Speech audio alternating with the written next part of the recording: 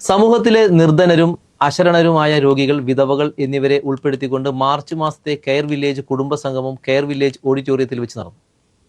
യുവാക്കളെ സംബന്ധിച്ച് ഇന്നവും വിദ്യത്തും ആമനവും റബ്ബിയും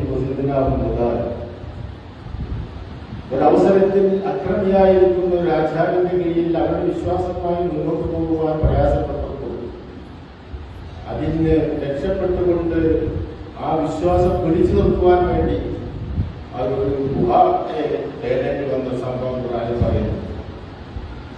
എന്നതുപോലെ ഇവരുടെ ജീവിതത്തിൽ ഇവർ ചെയ്യുന്ന അനുഷ്ഠാന കർമ്മങ്ങൾക്ക് പുറമെ ഞങ്ങളുടെ നാട്ടിൽ ആരെങ്കിലും കഷ്ടപ്പെടുത്തവേണ്ടെങ്കിൽ ഒന്നുകിൽ വിധവകളാവാം, ഭർത്താക്കന്മാർ മരിച്ച്. കെയറിന്റെ 100ഓളം ഗുണഭോക്താക്കൾക്ക് മാസാന്ത ക്ലാസും സായാഹ്ന ധനസഹായ വിതരണവും നടത്തി. ചടങ്ങിൽ നൌഷാദ് EP സ്വാഗതം പറഞ്ഞു. ബോർഡ് ചെയർമാൻ അഷ്റഫ് അധ്യക്ഷത വഹിച്ചു. കുടുംബസംഗമം ഹുസൈൻ ഹാജി എടപ്പാൾ ഉദ്ഘാടനം ചെയ്തു.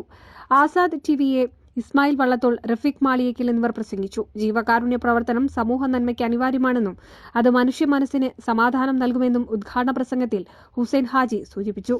NCV news Edappal.